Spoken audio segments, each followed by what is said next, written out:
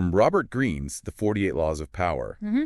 And this book draws on all these historical figures like Louis XIV, Otto von Bismarck, to show us these kind of timeless strategies for navigating the world of power. It really is almost like a playbook, but also a lot of cautionary tales in there. Right. Which is what's so fascinating. It doesn't just analyze the past. It actually connects these historical power plays to modern figures and situations, which I think is super relevant for today. Yeah. It really makes you think about all the subtle ways that these power dynamics are influencing everything around us. Absolutely. Okay, so Law 1, never outshine the master. I mean, It sounds pretty straightforward. Yeah. But the book really goes into why this is so important. And they use Louis XIV as a prime example. Correct. So go into that. Yeah, well, the story of Nicolas Fouquet. He was Louis XIV's finance minister. He's kind of a perfect illustration of this. Because, Fouquet, incredibly talented guy, he throws this extravagant party and he unintentionally upstages the king. Oh. And the problem isn't just that it's lavish, it's that he shows off his connections. Yeah. His taste, his ability to amass wealth and all this stuff. So he's presenting himself as a rival power center. So it's not just like, oh, you threw a huge party. It's like you're basically showing everyone you're on par with the king. Exactly. Yeah, I can see why he wasn't thrilled. Right. So Louis feels threatened. So what does he do? He replaces Fouquet with Jean-Baptiste Colbert. Someone who is competent, but far less likely to overshadow him. Right. So it's just a reminder that even when you're incredibly skilled and talented, knowing how to manage your image and not threaten those above you is super important. Yeah, that's a little sobering. Have you ever felt like you had to downplay, your skills or achievements around a boss or something? Just makes you think about all these power dynamics we're navigating all the time in our careers and stuff. Definitely. I mean, and the book goes into some dark examples too, like Cesar Borgia, who ruthlessly eliminated anyone he saw as a threat, including Astorre Manfredi. Manfredi was just this young, noble guy who was in Borgia's kind of sphere, and he was charming, popular, and all this stuff. And that actually made Borgia feel really insecure. Really? Yeah. So I think what this tells us is it's not just about being careful to not overshadow your superiors. Right. It's about being aware of how your strengths might be perceived by other people, even if you don't intend to threaten them. Right, because some people might be threatened. Yeah, absolutely. So perception is everything when it comes to power dynamics. Now, get ready for this next one. This is where things get a little kind of head-scratchy. Okay. Law 2. Never put too much trust in friends. Learn how to use enemies. Okay, that definitely goes against conventional wisdom. Right. I mean, who wants to use their enemies? That sounds dangerous. Yeah, well, it can be. But what the book argues is that enemies can provide you with unique advantages because they often see your weaknesses more clearly. And their opposition can actually force you to be stronger and more strategic. And they use the example of Henry Kissinger during the Vietnam War. Oh, right. Didn't he, meet with people who were trying to kidnap him? That's a whole other... That takes some serious confidence. He did. And instead of reacting with fear or anger or whatever, Kissinger uses the opportunity to actually understand their motives. Wow. And try to build a rapport. And he actually ended up befriending one of his would-be kidnappers. So, I mean, I don't think it's sane to, become besties with all your enemies, but it's maybe even those who oppose you can actually be a source of, I don't know, information or leverage or something. Yeah, I mean, there's less extreme examples, too. Mao Zedong, for example, he actually believed that conflict was essential for growth. So during the Japanese invasion of China, he saw that as an opportunity to actually sharpen his army's skills against a powerful enemy. All right, so it's like using what seems like a negative situation to your advantage. To learn and grow and all that stuff. Exactly. It makes you wonder if we, write people off too quickly. Yeah. Without considering the value. Okay. How about Law 3? Conceal your intentions. This is all about misdirection. Okay. Keeping your cards close to your chest, basically. And the book highlights how people naturally trust appearances. Right. And how you can use that to your advantage by keeping your true motives hidden. It's like that classic magic trick where they're distracting you with one hand and doing something sneaky with the other. Exactly. But what's a real-world example of that? Okay, so the book has this story of a young marquis who is trying to seduce a countess. Right. And he goes to Ninon de Lenclos for advice. She was known for her wisdom and influence. Okay. Oh. And so he's like, how do I do this? Like what you say. like a grand romantic gesture or something? Yep. She says quite the opposite. Yeah. She's like, listen. Yeah. You need to feign indifference. Okay. Befriend the Countess, kind of throw her off guard. Right. And then to really pique her interest, surround yourself with other attractive women. I'll make her jealous. Exactly. So you're like making her try to figure you out. It's like a puzzle or something. Exactly. So it's like, creating this sense of mystery. Yeah. And making yourself appear less available. Doesn't this go back to kind of that first one about not outshining the master? Absolutely. Like if you reveal your hand too early, you give people a chance to block you. Yeah, exactly. So this law really makes us think about, when is it wise to be transparent? Right. And when is it more effective to be a little bit more concealed? Okay, that's a good point. All right, law 4. Always say less than necessary. I mean, this one seems pretty self-explanatory, but I'm guessing there's more to it than just like keeping quiet. Yeah. So this is about using silence as a tool, as a calculated tool. And Otto von Bismarck, he was the first chancellor of the German Empire. Okay. He understood this very well because he publicly opposed a war with Austria, because he knew that Prussia wasn't ready. And so by doing that, he actually gained the king's trust, right, which got him a position of power. Okay. And then what did he do? Well, he went and started the war, didn't he? Talk about playing the long game. He did. He orchestrated the very war that he had publicly opposed. Oh, wow. And he used his new position to actually make it happen on his own terms.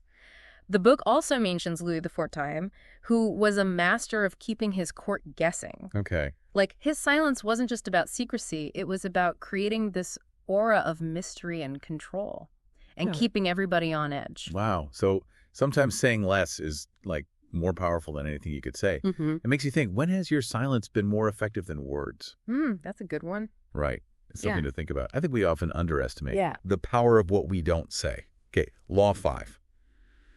So much depends on reputation. Guard it with your life. I mean, this feels relevant. Huge. Yeah. In today's world with social media. Absolutely. And online reputations and all that. Yeah.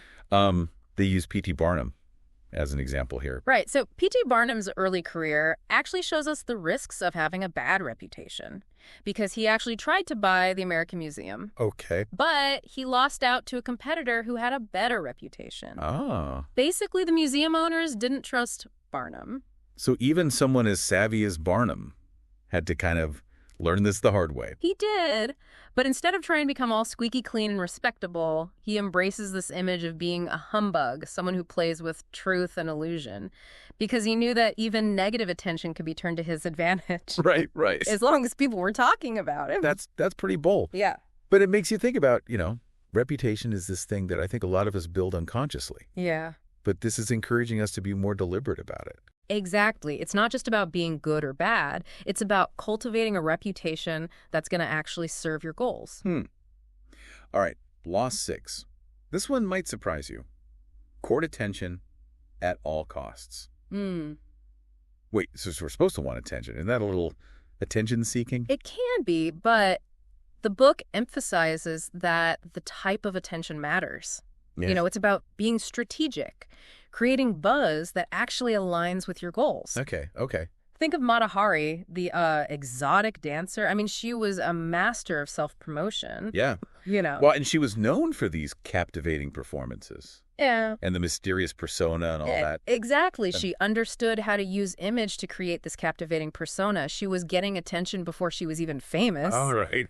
Spinning elaborate stories about her background, playing on people's fascination with the exotic. So, I mean, it's not just about being flashy. It's about creating this image that draws people in and makes them want to know more. Exactly. But this is one of those laws where it's like, be careful. Right? This could go wrong. It could. Pretty easily. Yeah. So what are the ethical boundaries of seeking attention? Where does it cross the line? Exactly. Yeah. I think that's a crucial question. Yeah. It's about finding that sweet spot where you're generating buzz that's actually aligned with your goals. All right. Law 9. I think this is one that maybe everyone's experienced. Yeah. Win through your actions, never through argument. This is like letting your actions speak louder than words. Absolutely. And the book has this example of an engineer who insisted on using this smaller mast for a ship. Okay. right, against his superior's orders. Wow. So he argues and argues, totally convinced that he's right. Right. But his defiance ultimately leads to his downfall. Yeah. I've definitely been in situations where I thought I could win someone over with logic and reason. Yeah. But it backfired. It's like the more you argue, the more entrenched people become. Totally. Yeah, actions are a lot harder to refute. Right. You know, they actually show your competence and leave less room for interpretation. Right. So like for our listener, think of a time where you learned that actions speak louder than words. Yeah, yeah. Maybe you convince someone by showing them instead of talking. Absolutely. All right. Law 10. This one sounds a little superstitious to me. Infection. Avoid the unhappy and unlucky. Are we talking about actual infections? Not quite. I mean, the idea of negative energy is definitely part of it. Okay. But this is about being mindful of who you surround yourself with. Right. Okay. They use this quote from Shakespeare's Julius Caesar. Yon Cassius has a lean and hungry look. He thinks too much. Such men are dangerous. So it's like avoiding people who are just constantly negative? Yeah, and cynical. Yeah, we've all met those people. Oh, yeah. Those energy vampires. Yeah. Totally. But it's not just about avoiding negativity. Right. It's about seeking out positive influences. Yeah. Well, the book talks about Napoleon, who was so impressed by Talleyrand, who was witty and charming, that Napoleon intentionally spent time with him because he wanted to absorb some of those qualities. So it's like proactively surrounding yourself with uplifting people, I guess. Yeah. It's recognizing that the company you keep really shapes your perspective. Right. And it can influence your success. Right. This next one sounds a little bit like a con artist's playbook to me. Okay. Law 12. Use selective honesty and generosity to disarm your victim. Okay, I am very curious about this one. This sounds like a delicate balancing act. It is. The book highlights the story of Victor Lustig, a con artist, who actually gained the trust of Al Capone. Wait, he conned Al Capone? He did, by returning a portion of his money, making him think, oh, I'm dealing with an honest person. Oh, wow. And then that disarmed Capone and set him up for a much larger con later on. That's pretty incredible. But this just feels ethically ambiguous, doesn't it? It does. Like, wouldn't you have to be genuinely sincere? Yeah, I think that's what the book is warning about. Okay. It's a double-edged sword. Yeah. You know, if your intentions are not pure, people are going to see through that, and their trust will be broken. Yeah. So use this one with extreme caution.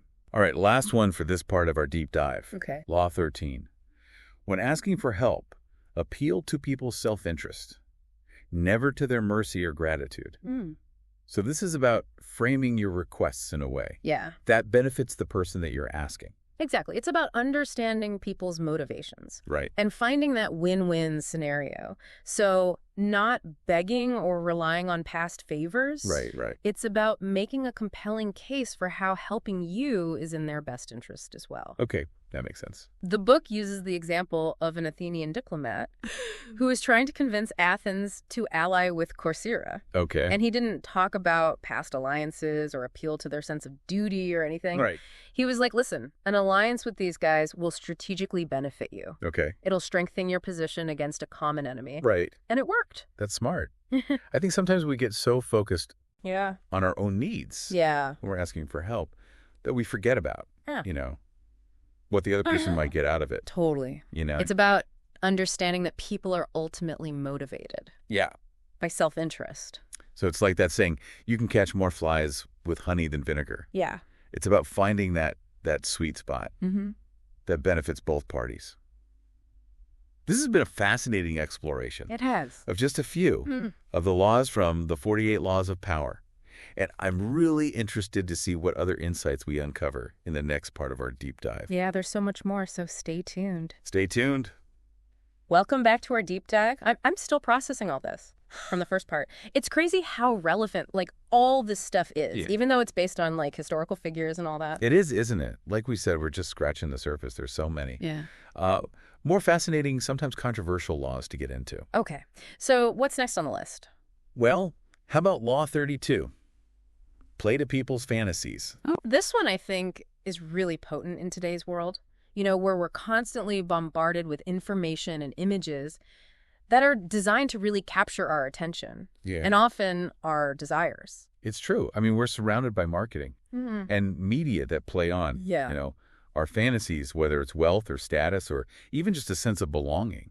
Yeah. But how does this law connect to power dynamics? Well, it's about recognizing that people are driven by their desires. Okay. Often more than logic or reason. Right. And the book uses this fable called The Funeral of the Lioness to illustrate this. Oh, yeah. Where like the stag avoids getting punished by telling the grieving Lion King that his wife is happy in the afterlife. Exactly. He was really clever about it. Yeah. Because he knew that by appealing to this lion's kind of fantasy, this longing for his wife's like well-being and all this stuff, he could actually escape a really dangerous situation. You know, he plays to the lion's emotions, not his sense of justice. So it's like you kind of have to recognize those deep-seated desires and anxieties that people have, even if they're not like based in reality. Yeah. And then use that to your advantage. Exactly. And the book has this fascinating example from history about this guy, Il Bragadino, who was like this mysterious alchemist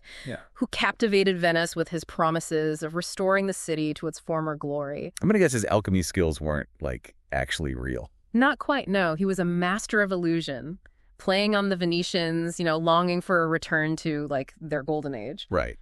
And they were so eager to believe his promises that they kind of overlooked the fact that there wasn't any real evidence behind his claims. So he just like tapped into their fantasy. Yeah. They're like, revitalize Venice. Exactly. And they just like were willing to suspend their disbelief. They were. And it just shows how like our desire for things to be a certain way can really influence what we believe. Right. Even when the evidence suggests otherwise. Yeah.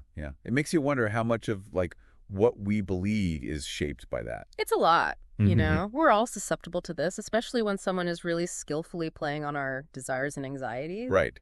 So what's the takeaway? Like, don't let our emotions cloud our judgment? Or the big one. Yeah. Critical thinking. Yeah. Being aware of those biases. Okay. This next concept, I feel like it kind of ties into this a little bit. The courtier's mirror.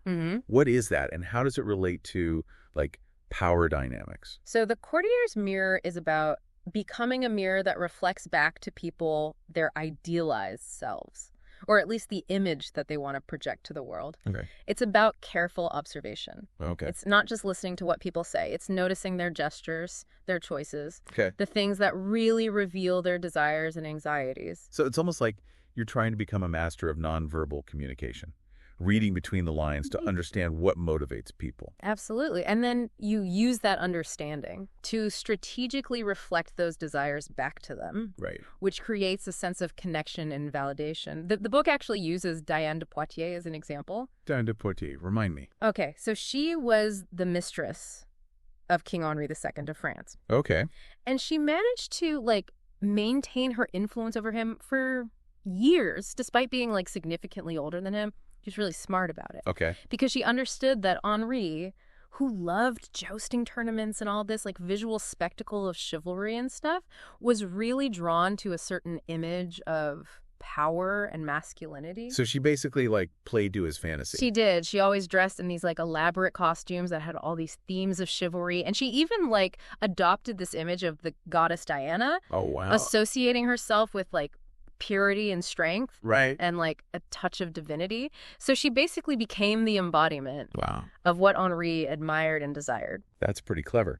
She elevated herself from just a mistress, I guess, to like this symbol of like something larger than life, and something that he clearly like really resonated with. Exactly. And that's what's so powerful about the courtier's mirror. Right. It's subtle. People don't feel manipulated because you're not like directly telling them what they want to hear. You're reflecting it back to them. Right. So they feel validated and understood and all that.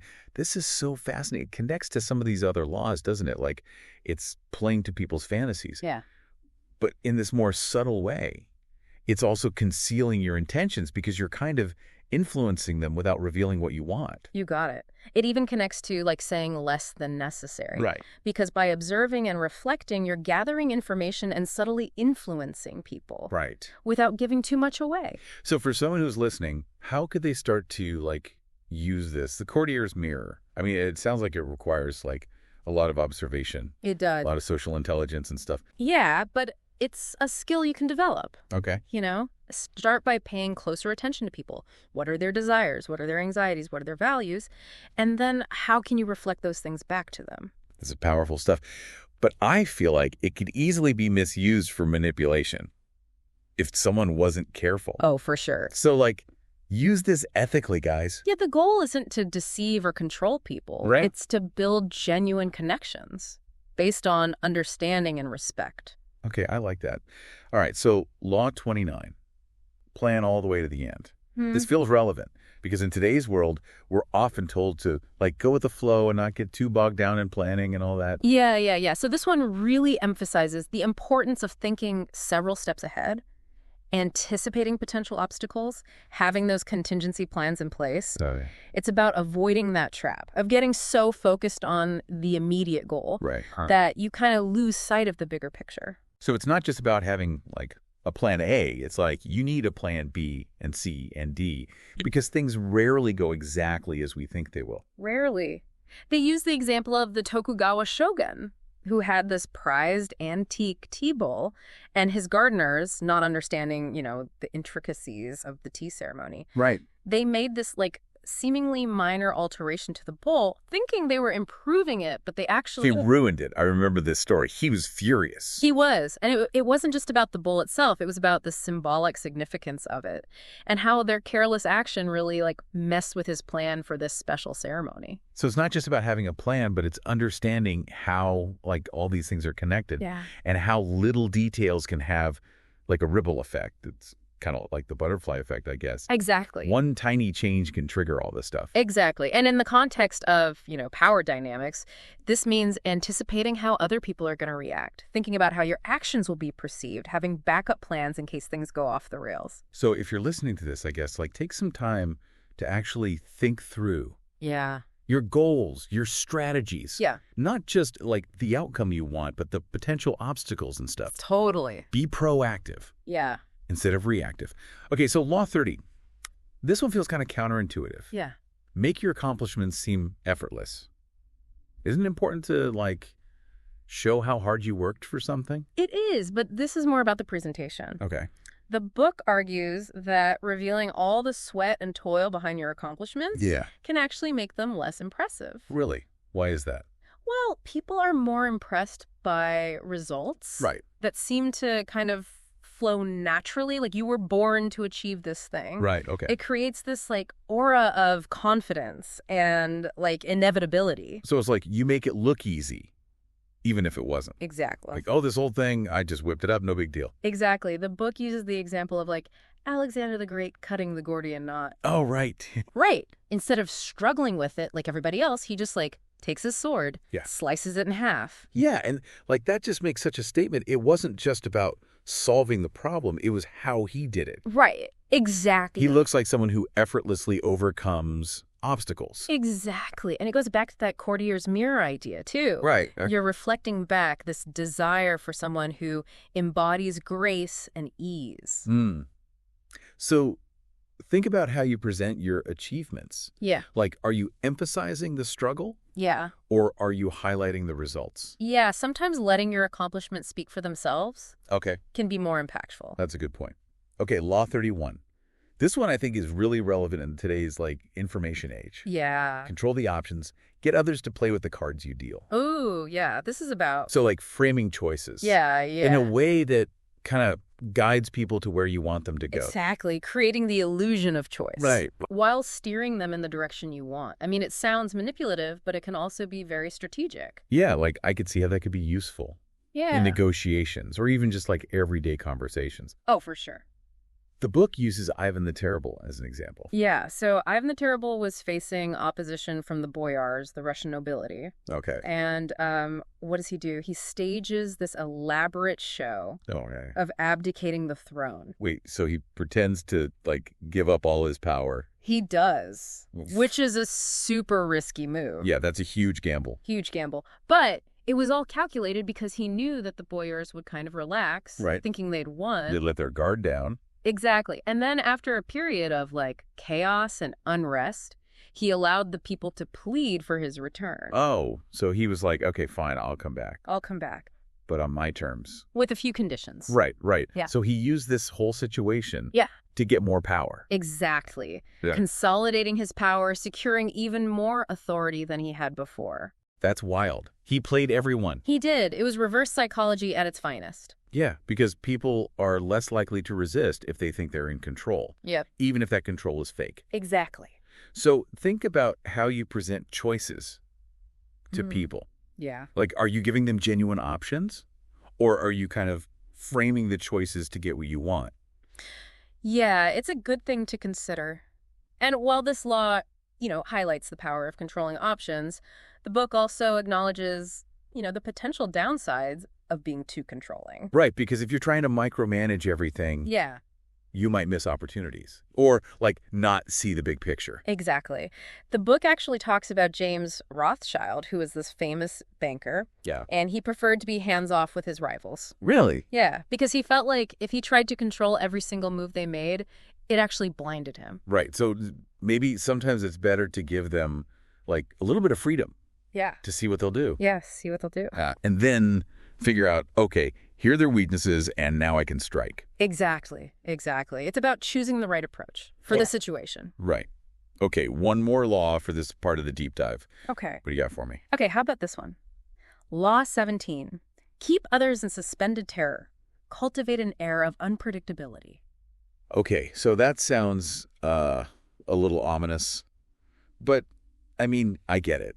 Because being predictable makes you vulnerable. Yeah, for sure. If people know what to expect. Yeah. They can easily, plan around you. Exactly. So this law is about, using a little bit of mystery, a little bit of unpredictability. Right. To keep people kind of on their toes. Okay. They can't predict your next move. Right. So they're constantly on edge. And that can lead to anxiety, even fear. Right. Which can actually work to your advantage. So it's about, keeping them guessing. Yeah. Making them hesitant to, challenge you because they're not sure how you'll react. Yeah, exactly. And the book uses the example of Haile Selassie, the Ethiopian emperor, known for his cunning and his really long reign. Okay. He had this reputation for being really calm, almost obsequious. Right. Which made his opponents kind of underestimate him. But underneath that, he was a master strategist, right? He was. The book tells this story about how he dealt with this potential rival named Balcha. So Selassie invites Balcha to this,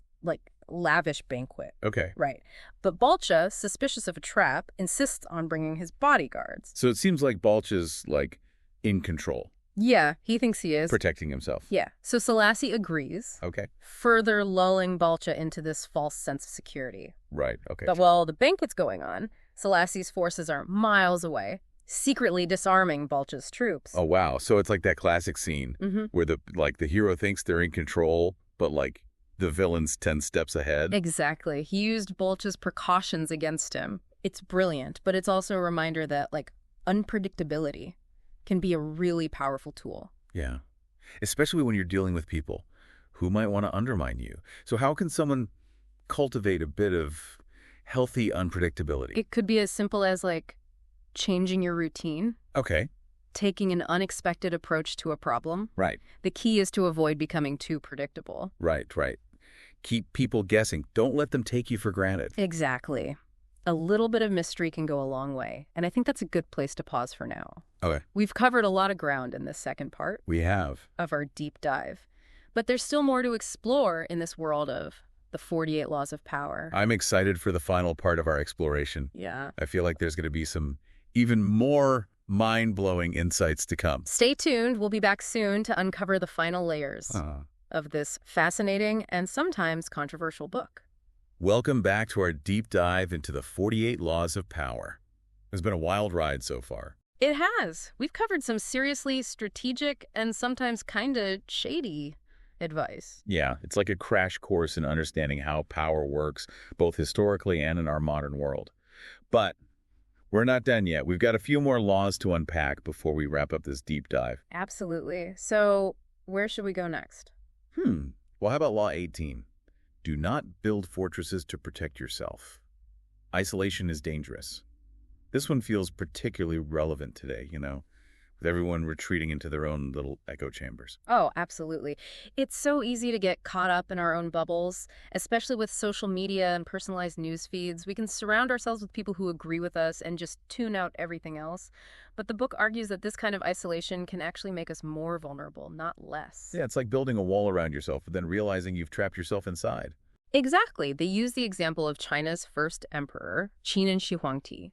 He built this massive isolated palace to protect himself from enemies. But he became so obsessed with security that he lost touch with his people and created a breeding ground for resentment and rebellion. Wow, so he built a fortress, but it ended up being his downfall. He isolated himself from the very people he was supposed to be leading. Exactly. And it's not just about physical isolation either. It can be intellectual and emotional isolation too. You know, if you surround yourself with yes men and avoid any kind of criticism, you're not getting a clear picture of reality. So for our listeners out there, this is a reminder to you, like, be mindful of the company you keep and the information you consume. Seek out diverse perspectives, challenge your own assumptions, and be open to learning from people who see things differently than you do. That's such a crucial point. All right, let's move on to another law that I think is essential for navigating power dynamics. Law 19. Know who you're dealing with. Do not offend the wrong person. Okay, that one sounds like common sense. But I bet there's more to it than just being polite. Right? Yeah, it goes deeper than that. It's about understanding that not everyone responds the same way to, like, power plays and strategies. Some people are more forgiving, while others hold grudges forever. So you have to be able to read people and figure out how they're likely to react to your actions. It's like picking your battles, knowing who's likely to retaliate or make your life difficult. Exactly. The book talks about different types of personalities to watch out for, like the arrogant and proud man. This type is dangerous because their ego is so fragile, they're easily offended, and they tend to overreact. Oh, I know a few people like that. I think we all do. The key is to recognize these types, and if you can, just steer clear of them. The potential for drama is just too high. So it's about choosing your battles wisely. Sometimes the best strategy is to walk away and avoid unnecessary conflict. Exactly.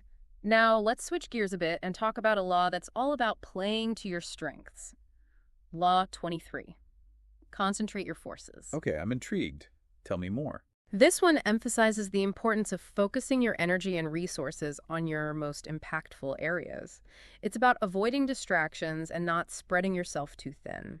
They use the example of the Rothschild banking dynasty. They built this huge network across Europe, but they maintained a tight-knit inner circle, sharing information only among themselves. So they had this massive reach, but they were also very strategic about where they placed their trust. Exactly. They understood that real power comes not just from expansion, but from maintaining a strong core and focusing your efforts where they matter most. So for our listeners, think about how you could apply this to your own life. What are your key strengths? Where can you make the biggest impact? Are you focusing your energy where it really counts, or are you trying to do too many things at once? It's all about prioritizing, making sure your efforts are aligned with your goals. All right, ready for one last law before we wrap things up? Hit me with it. Okay, it's Law 25. Recreate yourself. This one is all about personal transformation, taking control of your own narrative and shaping how other people see you. So it's like reinventing yourself. Exactly. The book uses P.T. Barnum as an example. Remember how he embraced the image of being a humbug after his early failures? Yeah, he turned that negative attention into something positive. Exactly. He understood that public perception is something you can shape and mold. He created this larger-than-life persona that became his trademark. It's like you're not just accepting the role that society gives you, you're actively creating the image you want to project to the world. Precisely. And this connects back to the idea of the courtier's mirror. You're not just reflecting back what others want to see, you're consciously crafting an image that serves your goals. So for our listeners, I guess the question is, how do you want to be perceived? What qualities do you want to embody? And how can you start expressing those qualities in your actions and interactions? It's a powerful question, and it reminds us that we have the power to shape our own stories. That's a great takeaway. And on that note, I think it's time to wrap up this deep dive into the 48 Laws of Power. We've covered a lot of ground today, from historical figures to modern-day strategies. It's been a fascinating journey into the complexities of power and influence. It really has. And just remember, these laws are not a guide to manipulating others. They're a framework for understanding how power works so you can navigate the world more effectively and achieve your goals. Exactly. It's about using this knowledge wisely and ethically. Thanks for joining us on this deep dive into the 48 Laws of Power. Until next time.